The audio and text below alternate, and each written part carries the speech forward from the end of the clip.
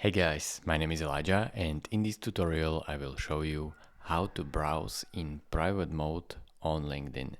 So if you want to search for some profile and visit it and you don't want the people to see that you have visited their profile, it is this simple to do just that. Click on your profile picture right here, go over to settings and privacy, click on that. This will load up this menu. As you can see, these settings on the left side here. You want to click on this eye icon which says visibility, and then all the way to the first option, profile viewing options. Click on that as well. Here you have profile viewing, so you can select what others see when you have viewed their profile. You can select your name and headline.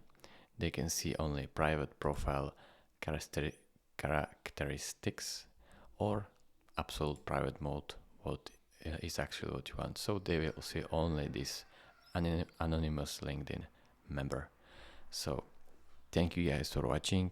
If this video was helpful to you, consider subscribing and liking this video, and I will see you in the next tutorial. Bye bye.